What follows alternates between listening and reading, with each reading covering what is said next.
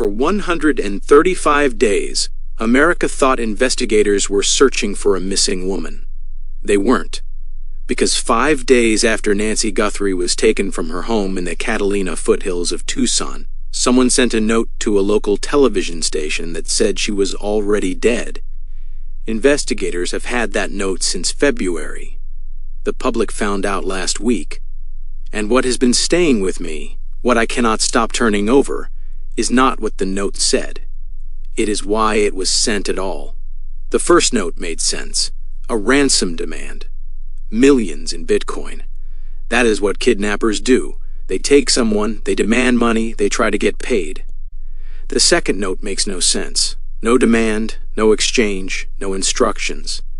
3 sentences sent to a Tucson television station from the same IP address, by people who had every reason in the world to disappear and never speak again. She perished shortly after she was taken. She is buried in nature now, and, according to at least one source, though not all agree, we are truly sorry. The ransom demand made sense. The second note doesn't, and that gap is what this entire investigation is about. Every channel covering this story is telling you what the note said. This video is about why it was sent, because there is something in the decision to communicate, in the choice someone made on the 6th of February to pick up a device and type 3 sentences when silence would have been smarter, safer, and rational, that I think tells us more about who did this than the note itself. Subscribe. This one is going to stay with you.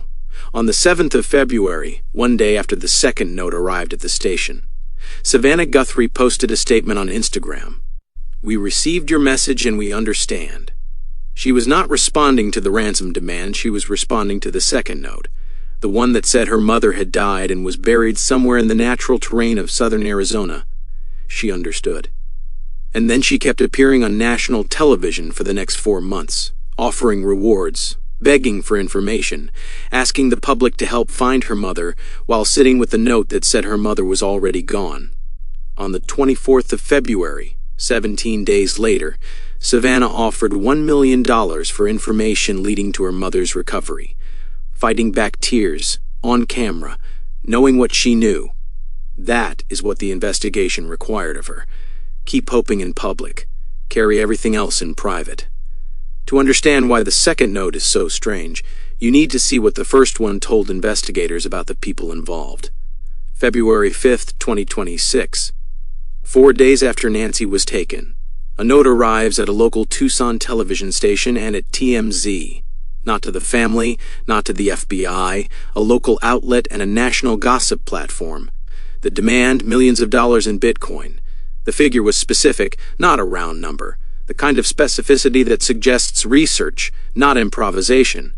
The geographic choice of a Tucson station, not a national platform, suggests local knowledge. Someone who knew that city's media landscape. This was a person who planned this, who understood how to communicate without being traced, who made deliberate, calculated choices. That matters, because it makes what happened the next day almost impossible to explain. Between the 1st of February and the 6th of February, something changed inside whoever did this. On the 1st of February, they had a plan. Take the woman, demand the ransom, get paid, return her, or disappear. By the 6th of February, that plan was dead. Because Nancy was dead, she died sometime in those 5 days. We know this because investigators believe the note is authentic. Same IP address, same source. The content is internally consistent with an operation that was designed to hold a victim for days, not weeks. I keep thinking about those 5 days, not from the outside, from inside whatever space they were keeping her. An 84-year-old woman with a cardiac pacemaker, taken from her home at 2:28 in the morning, subjected to something violent enough that blood was found on the front porch extending to the curb. What did it look like when she stopped breathing? And what do you do after that? The rational answer, the only answer that protects you, is total silence. Destroy the device. Destroy the evidence. Disappear forever. Someone chose not to do that. Someone chose to pick up a device and type 3 sentences to a television station. I want you to hold that choice while we go through what those sentences actually said. The 6th of February. The Tucson station receives the second note. 3 sentences. She perished shortly after she was taken. She is buried in nature now. We are truly sorry. Now, I need to be honest about something here because it matters for everything that follows. Not every source agrees on what the note contained. AZ Family, which operates the Tucson station that received it, confirmed those 3 lines, including the apology. The BBC also reported the apology and the claim that Nancy's death was unintentional. NBC News, citing 3 separate sources, said the note contained no apology. Harvey Levin at TMZ pushed back specifically on the apology language. Either different versions were sent to different outlets, which would itself be a deliberate, significant choice, or different investigators are working from different portions of what was received. I'm going to engage with the apology because AZ Family is the station that actually received the note, and they confirmed it on the record. But I want you to know that this detail is disputed. If the apology was not included, if NBC's sources are correct, then the psychology of this note changes. It becomes colder, more transactional, less guilt, more cleanup. If the apology was included, it raises a question that a retired FBI agent has already said out loud does not make sense. When investigators make an arrest in this case, when they find Nancy, Crime Deepcut is going to go through every piece of it. If you are following this investigation, subscribe now. Let's keep going. There is one voice in the coverage of this note that I think deserves far more attention than it received. Retired FBI agent John Iannarelli, who has worked kidnapping cases, was asked about the second note. His words on the record. I'm very suspicious about this information that is allegedly from the kidnappers. Kidnapping is a heinous crime, and you don't see a lot of remorse by people engaging in these acts. So why now? Why come out and say something horrible has happened and extend condolences? It's not in the nature of this kind of crime. That is someone who has spent years studying how people who commit this specific crime actually behave, and he is saying this note does not fit. Now, his skepticism does not mean the note is fake. The IP address links it to the first note.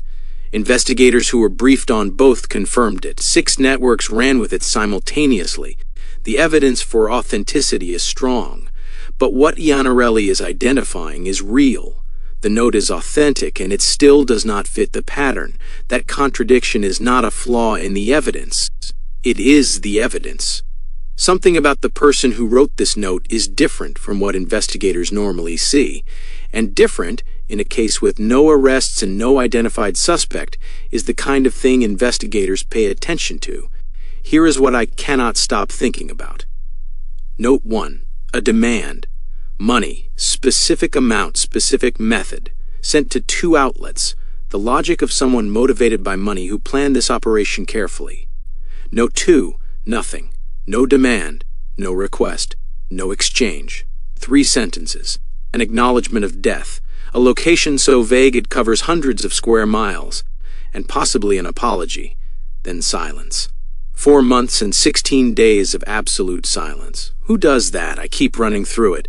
The first possibility, the operation collapsed faster than anyone planned. Nancy died, possibly within hours. The person or people who took her were suddenly holding a dead body instead of a bargaining chip. They buried her, and then one of them, maybe not all of them, could not live with the silence, could not carry the weight of knowing what they had done without telling someone, even anonymously, even to a television station. If that is true, what we are looking at is a person who committed a terrible act and was broken by the consequences of it. Not broken enough to turn themselves in, but broken enough that they could not disappear completely. The second possibility, this person understood exactly what was coming. Federal kidnapping resulting in death carries felony murder liability, regardless of intent. We never intended to hurt her, and we are truly sorry are precisely the words that create distance between kidnapping and murder in a prosecution.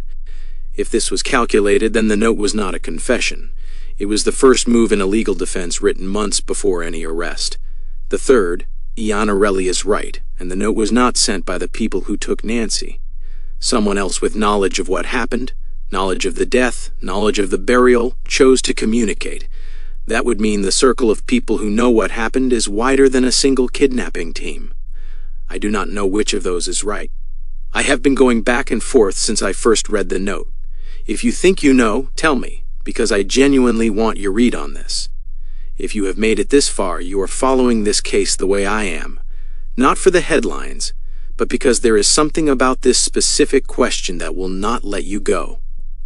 When an arrest happens, when investigators find Nancy, Crime Deepcut goes through every piece of it. Subscribe so you are here. Let's keep going.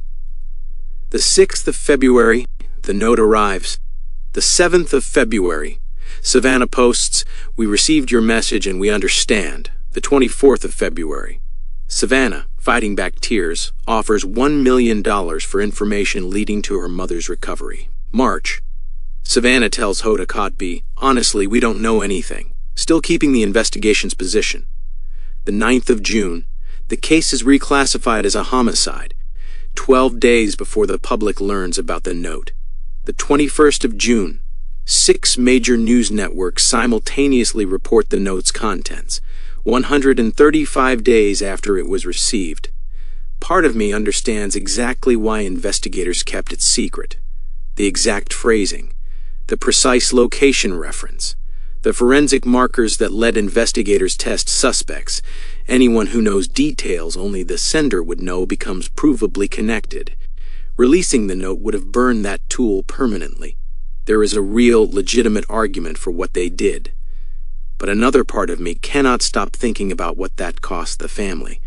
About Savannah sitting in front of cameras on the Today Show every morning. About the volunteers who searched unmarked graves near Nogales looking for a woman who was already buried somewhere else. About every person who flooded the tip lines with sightings of an 84-year-old woman traveling independently, carrying genuine hope that was built on a reality investigators knew to be false. For 135 days, the public was looking for a missing woman. She was not missing. She was dead. I keep going back and forth on whether that was the right call, and I cannot fully land on either side. Where do you land? Tell me in the comments, because I think this is one of the genuinely hardest questions in this case. She is buried in nature now. Tucson sits at the center of some of the most remote, undeveloped terrain in the continental United States. The Santa Catalina Mountains to the north, the Sonoran Desert to the south, stretching toward Mexico. Hundreds of thousands of acres of federal and state land in every direction. Buscando Corazones Nogales, a Mexican volunteer group, has already conducted searches near the border. They found 25 unmarked graves. None were Nancy. An anonymous tip on the 10th of June sent them to a stream near Mariposa, 12 days before the note became public. Buried in nature tells investigators one thing: outdoor, unmarked, remote. It excludes structures. It does not exclude Mexico. If you had to direct the next search, based on local knowledge, proximity to the border, the terrain, where would you look? When search teams go back in, when investigators narrow the location, we go through all of it together. Subscribe. Let me bring all of it together. The note is evidence of what the kidnappers did. The choice to send the note is evidence of who they are. Every detail in this case, the doorbell footage, the 44 seconds of masked behavior, the 2 notes, the IP address, the careful choice of outlets, all of it was designed to minimize exposure, to stay invisible, except for one moment on the 6th of February, when someone who had successfully remained invisible decided to stop being invisible, decided to tell a television station that an 84-year-old woman was dead and buried in the desert. A retired FBI agent says this does not fit. Investigators have had 135 days to figure out why it happened anyway. The public has had 72 hours. The ransom demand made sense. The second note doesn't. And that gap between what a person protecting themselves would do and what was actually done may be the closest thing investigators have to understanding who took Nancy Guthrie. The note is evidence. The choice to send it may be the evidence that matters most. On Tuesday, Savannah Guthrie appeared on the Today Show. She had not planned to address the story. She said, "This is unusual and unprecedented, to say the least, to be sitting here. But I don't have any comment on this story, and I'm not involved in our coverage. But I can't pretend I'm not here." She stopped. She composed herself. Then, I wanted to take the opportunity to ask people, to really beg people to come forward. Somebody knows something. She looked directly into the camera. "This is the life that my sister lives, that I live, that my brother lives, that our extended families live, that our children live, every day. And we are in agony, and we cannot be in peace. That is what 135 days of this looks like from the inside, sitting in front of cameras at the Today Show every morning, knowing what she has known since the 7th of February. She understood. She has been carrying it since then. I have questions. I want real answers from the people who have been following this case as closely as I have. 1. Why did they send the second note? Guilt, panic, a legal strategy, a desire, conscious or not, to be found? Because the rational move was silence, and they chose to talk. What is your read? 2. If the apology was included, and that is disputed, does it sound like genuine remorse to you? Or does it sound like someone who already knew what federal charges look like and was building a defense before any arrest? 3. Was withholding the core fact of Nancy's death for 135 days the right investigative decision? Or was there a point where the moral obligation to the family should have outweighed the operational justification? I told you where I am on this. I cannot fully land. Tell me where you land. 4. Does "we never intended to hurt her" change anything for you? Under federal law, death during a kidnapping is felony murder regardless of intent. Unintentional has no legal meaning in this context.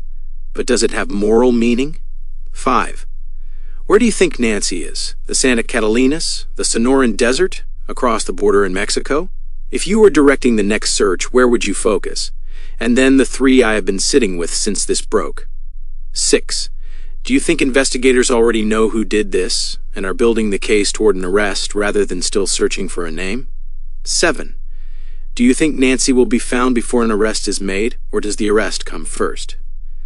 8. Do you think this ends with a conviction? Or does the note, "We are truly sorry, we never intended to hurt her," actually help whoever sent it in court?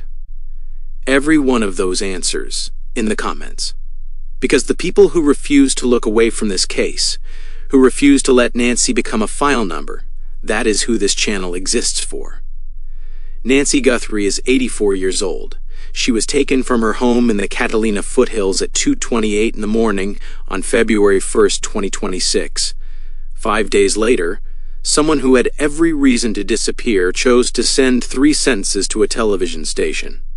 That choice, whoever made it for whatever reason, is still sitting inside this investigation, unanswered, unexplained. The most human or the most calculated thing a person in this position has ever done. The ransom demand made sense. The second note didn't. And whatever lives inside that gap is what investigators are following into the desert of southern Arizona, into the land the note called nature. Nancy's family cannot be in peace. The reward is over $1 million. If you know anything at all, call 1-800-CALL-FBI. You can be completely anonymous. tips.fbi.gov. When this case moves, when investigators make an arrest, when Nancy is found and brought home, Crime Deepcut will be here. We go through every piece of it together. Subscribe. Stay with this. Tell me what you think.